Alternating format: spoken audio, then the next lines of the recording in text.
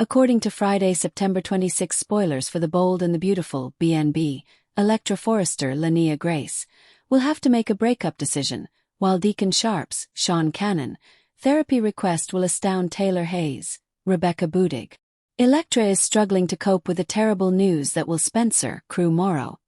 has thrown at her at the Forrester Guesthouse. Will confessed about Luna's pregnancy test after acknowledging that Luna Nozawa, Lisa Yamada, is still alive and that she pursued him in bed. When Electra learned that Luna was expecting Will's child,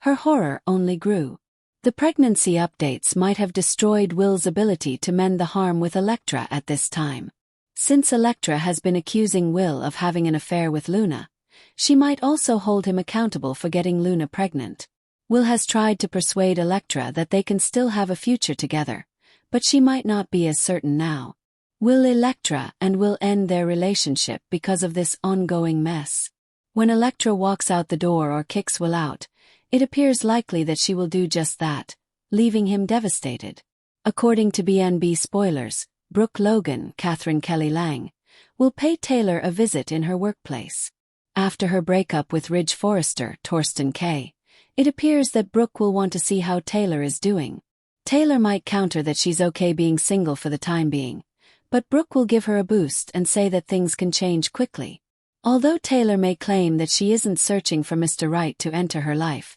that is still possible. Deacon will be in dire need of some counseling following his altercation with Sheila Sharp, Kimberlyn Brown. Deacon will then proceed to Taylor's office and surprise her by asking for treatment. Deacon will truly want Taylor to be the one to listen and provide advice, but Taylor will persuade him that he should seek counseling from someone else instead. Keep an eye on their developing relationship, since spoilers for The Bold and the Beautiful suggest that Taylor might give in and give Deacon the counseling he needs nevertheless. At the Forrester Guesthouse, Electra Forrester stood frozen in place,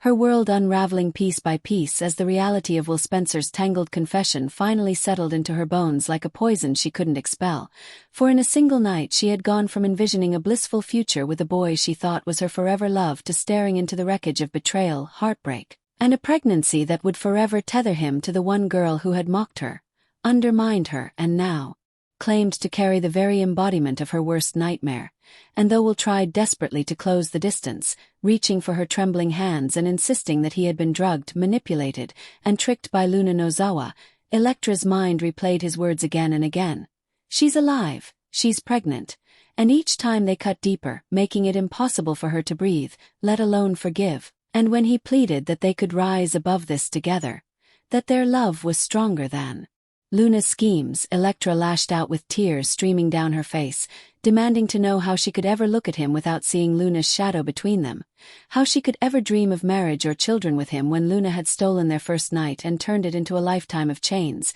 And though Will begged,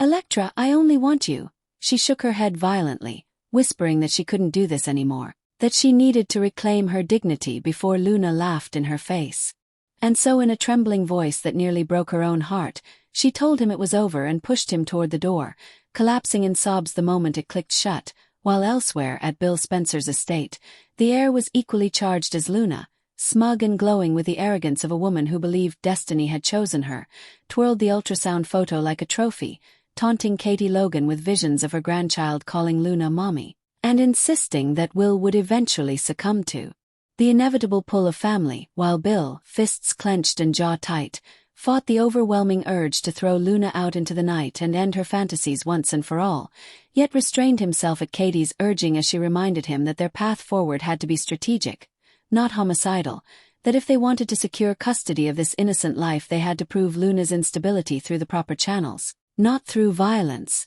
though she quietly admitted she sometimes understood the appeal of Bill's darker impulses, and as they argued strategy, Luna's laughter carried upstairs, each sound like a dagger reminding them how precarious the situation had become, while across town in Taylor Hayes' warmly lit office, a completely different storm brewed as Brooke Logan arrived, sweeping in with her usual brand of radiant confidence, offering tea, sympathy, and unsolicited advice about heartbreak in the wake of Taylor's most recent split from Ridge Forrester, insisting that love was always just around the corner and that Taylor shouldn't close herself off from possibilities, But Taylor, ever the realist when it came to her own checkered romantic history, smiled ruefully and insisted that solitude didn't frighten her, that perhaps her greatest peace came from not chasing Mr. Right but embracing herself. Though even as she said it, she couldn't shake the nagging thought that life had a way of throwing surprises when you least expected them. And sure enough, the door creaked open to reveal Deacon Sharp, shoulders heavy with guilt and desperation.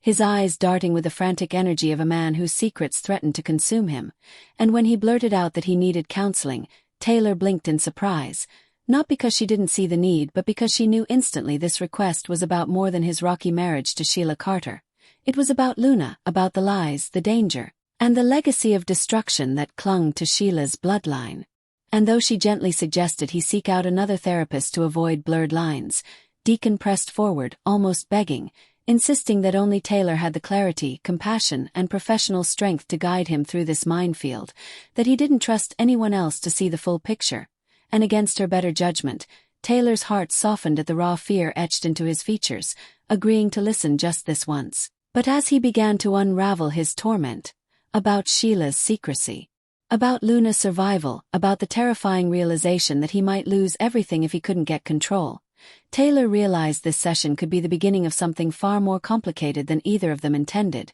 a connection that could blur into friendship, perhaps even more, while Deacon, grateful for her steady presence, vowed he would do whatever it took to make things right. Even as the weight of Luna's chaos spread like ripples across Los Angeles, breaking hearts, testing loyalties, and setting the stage for battles that would entwine families, destroy illusions, and perhaps, in the end, create alliances no one ever thought possible. As the door to Taylor Hayes' office shut behind Brooke Logan, leaving Taylor and Deacon Sharp in the soft glow of lamplight, an almost palpable tension lingered in the room, the kind that came when two people who had danced around each other for years suddenly found themselves stripped of pretense, with Deacon clutching at the last thread of hope he had left and Taylor wrestling with the professional boundaries that told her to walk away. Yet the human part of her, the woman who had endured loss, betrayal, and her own fragile battles, recognized a kindred spirit in this flawed man who was, at his core, trying to be better, and so with a slow inhale she gestured for him to sit, opening her notebook though she barely looked at it.